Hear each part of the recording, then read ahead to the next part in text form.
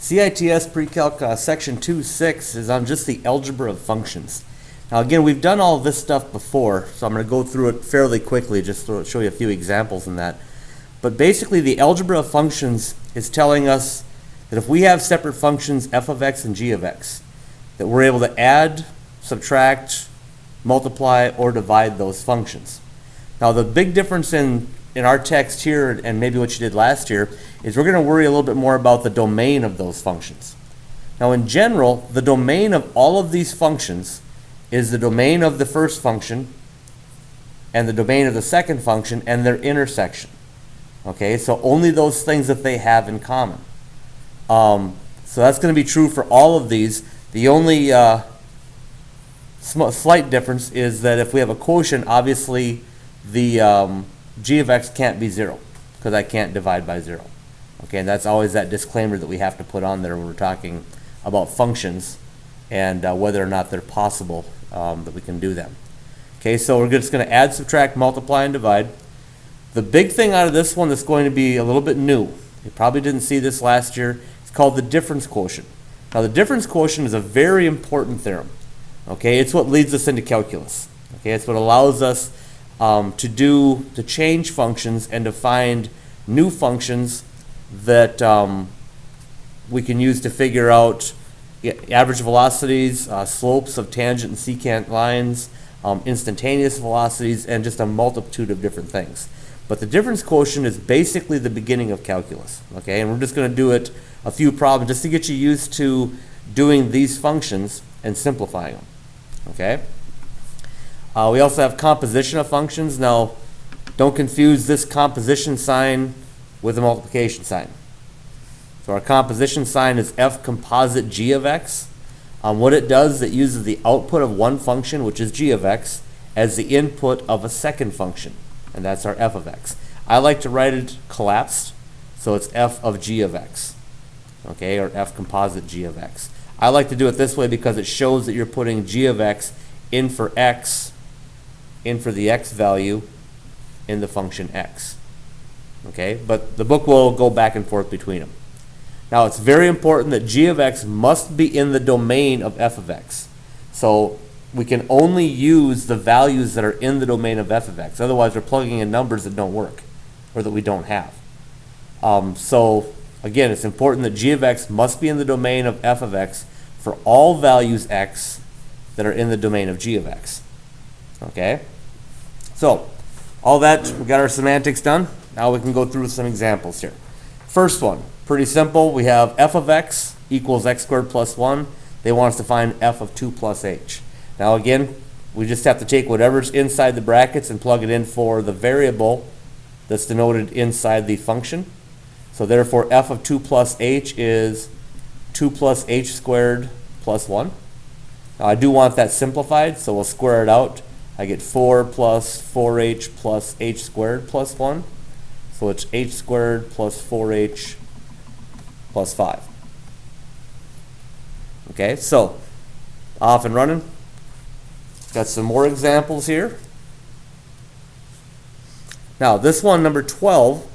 12 and 20 basically just want us to find the sum, difference, product, and quotient of these functions.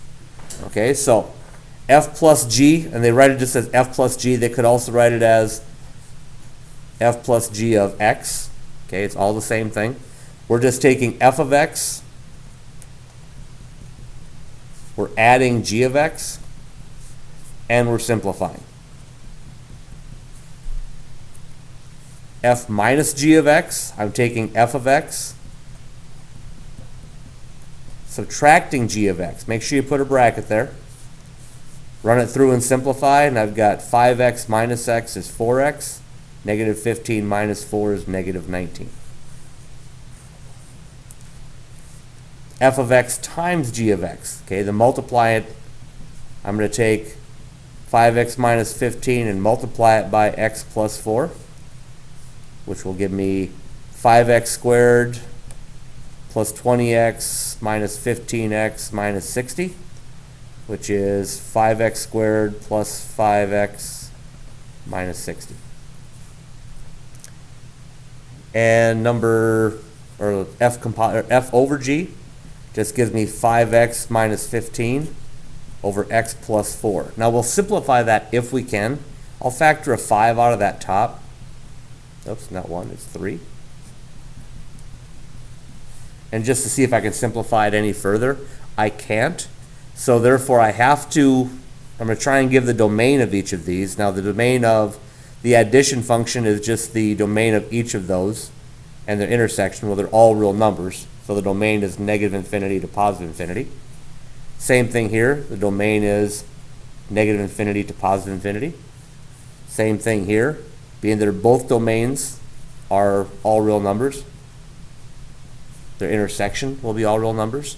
Now this one's a little bit different because when I make the new function, I can no longer let that bottom equal 0. So my domain, even though the top is negative to positive infinity and the bottom is, I have to look where that bottom is equal to 0.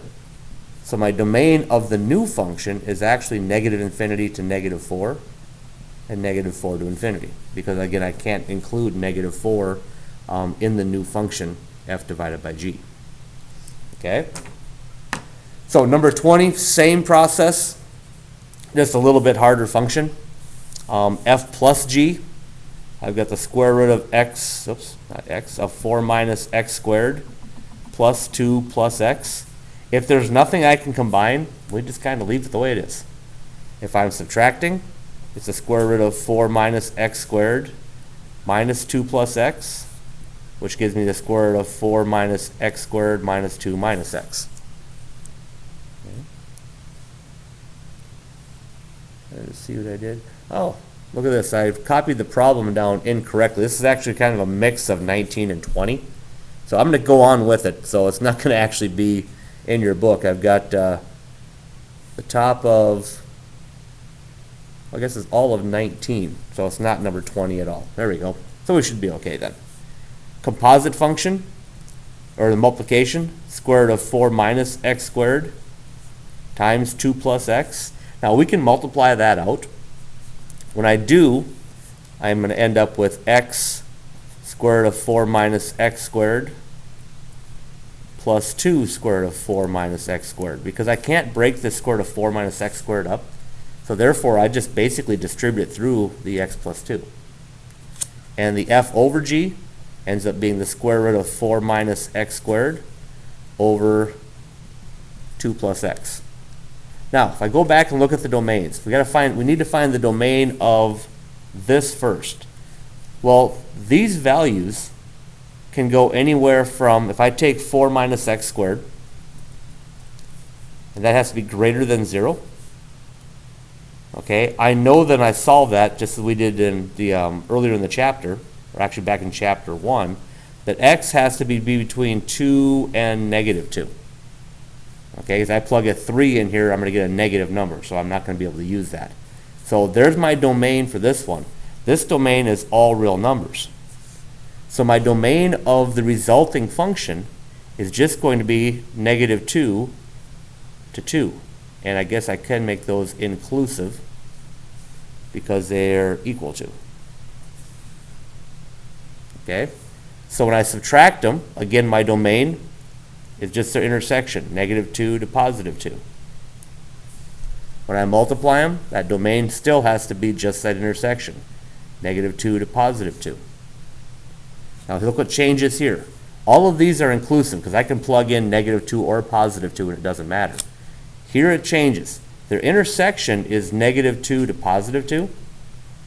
But if you look at it, I can't use negative 2 because it's going to set that bottom equal to 0. So the domain is actually negative 2 to positive 2 with negative 2 not inclusive. Okay, kind of a little interesting one there. Got two more here. Find the difference quotient. All right, this is where they get a little bit fun. Now our difference quotient, if you remember, if you don't, you can always run back and look again. But our difference quotient is just taking f of x plus h, subtracting f of x, and dividing it by h, and simplifying. Now the thing with the difference quotient is this h will always simplify off. Okay, so if I take f of x plus h, that's telling me that where there's an x, I put an x plus h in. So it turns into 4 times x plus h. subtracting f of x, which I know is 4x minus 5. I already wrote it wrong, didn't I? Let's start that over. I forgot the 5. 4 times x plus h minus 5. Okay, there's my f of x plus h. Subtract 4x minus 5, and that's all over h. Now simplify. I end up with 4x plus 4h minus 5 minus 4x plus 5 all over h. The x's cancel off, the 5's cancel off. I get 4h over h. So the difference quotient is just equal to 4. Okay? If we do another one here, I'm going to do another difference quotient. Again, I'm going to do f of x plus h minus f of x all over h. When you do quadratics, they get a little bit large. So it's 2 times x plus h squared minus 5 times x plus h plus 7. Now that's my f of x plus h. I then subtract the f of x, which is 2x squared minus 5x plus 7. Make sure you put it in brackets, and that all over h. Now we just have to simplify it. When I multiply the x squared out, I get x squared plus 2xh plus h squared minus 5x minus 5h plus 7 minus 2x squared plus 5x minus 7. Okay, that's all over h. I'm now going to multiply that 2 through, so 2x squared plus 4xh plus 2h squared minus 5x minus 5 plus 7 minus 2x squared plus 5x plus 7. Now I can simplify. Okay, as I simplify across the top, everything without an h should cancel off. Okay, so 2x squared and negative 2x squared simplify. Negative 5x and positive 5x simplify. Positive 7, and that should be a negative 7 there. They simplify. Okay, so now what I have left is 4xh plus 2h squared over h. I factor an h out, which gives me 4x plus 2h. And we're simplified. Okay, so I end up with 4x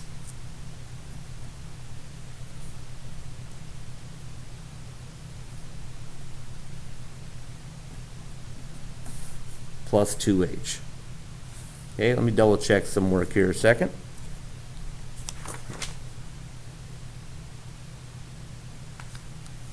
I think I missed something here. 5x. Oops, I missed my 5h here. Notice how that 5h is right there.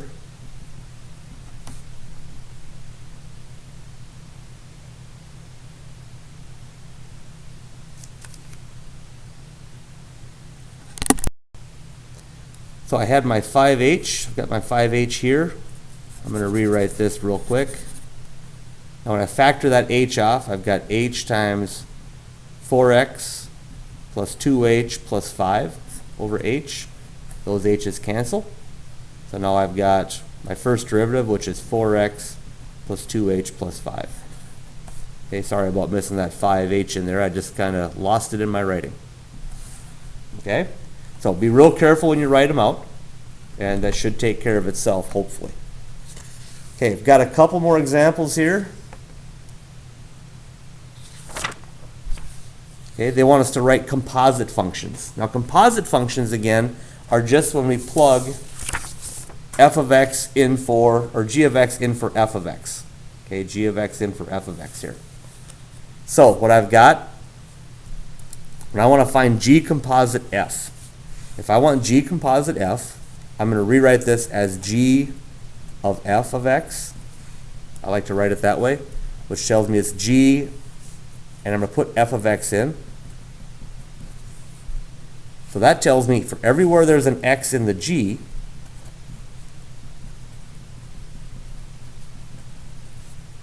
I put in my x squared plus 11. So my g of f of x is 2x squared plus 22x plus 3.